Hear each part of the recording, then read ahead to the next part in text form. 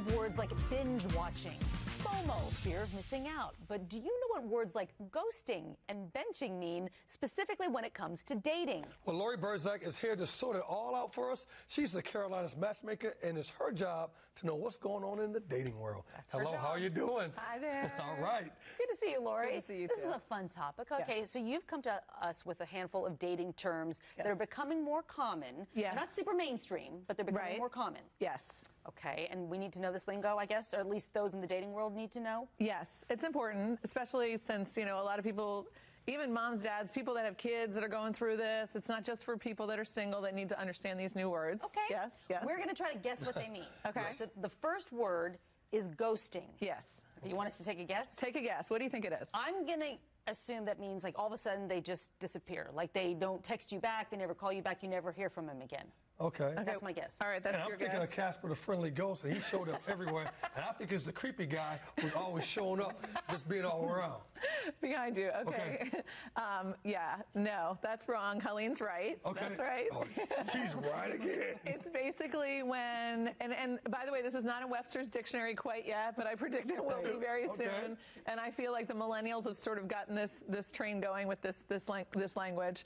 But it is basically when you've gone out with somebody, you're texting, you're calling, and then all of a sudden, poof, they're gone. And you may reach out to them and see if they're still alive, and no response. Right. And then people do start stalking Instagram and Facebook to make sure they're not like lying in a ditch somewhere. Right. And then they see that they're going out with someone else or whatever it is, living their lives, and you're like, huh, I guess they ghosted me. So how do you advise your clients to yes. deal with that? Because I would venture to guess that happens quite a bit, right? It does. It happens quite a bit, and you just need to roll with the punches. It's kind of like in the old days, somebody stopped calling you, and like that's what happened.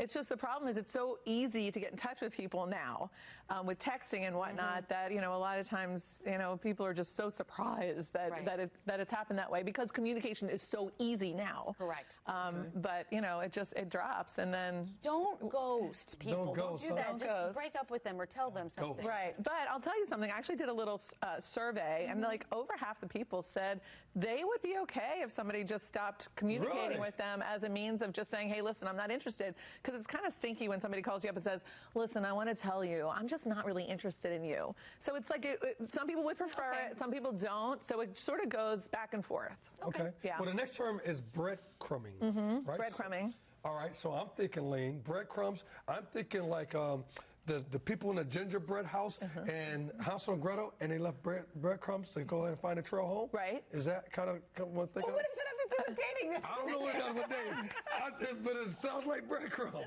Right, exactly. Yeah. Yeah, I'm leaving a little note so that I can know that you're still interested. Yeah, it's kind of just like that. Oh, leaving notes to let someone know you're interested. Well, is that what you said? Yeah, I You're think close. I said it. You're really close. It's just like little tiny breadcrumbs. It's like it's showing like a little bit of interest, but not a lot of interest. Like you might like really hit it off, and then you think you got something going, but they're only in touch with you like once every 3 days or once every 5 days. They'll shoot a little text, but it's like it's just not culminating into anything. Okay. So it just doesn't seem like a real relationship. Okay, that's breadcrumbing. That's breadcrumbing. Breadcrumbing. Okay. The next one, benching. Yeah, I know that is. Can I take a guess at this? Yeah, take a guess. Okay.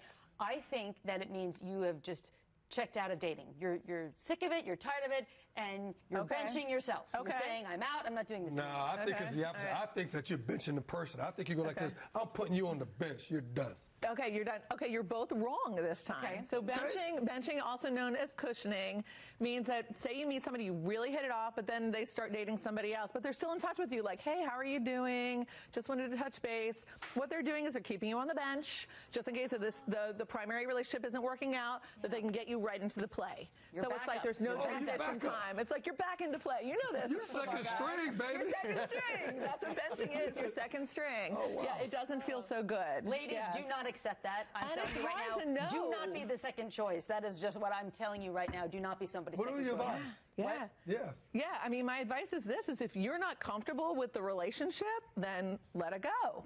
If it's not working for you, if somebody's benching you or they're breadcrumbing you, and it just doesn't feel right, like you need to be the primary. You need to be the one that somebody is calling every day, texting every day, checking in with. You've got a regular date. They're excited about you. That's what you deserve. That's what everyone deserves. Then you need to go ghost, and if you get bench or breadcrumb, go ghost. You need to go to Hansel and Gretel's house. The gingerbread land. I know that didn't mean anything, but guess what? You got to decipher all that madness. Exactly. We should play a game. Guess what Eugene means? That's the game we should play. Go to Carolina'sMatchmaker.com. I'm sorry. That's where people can find you online. Great job, Laurie. All right, I'll put you on the bench, Lee. Anyway, come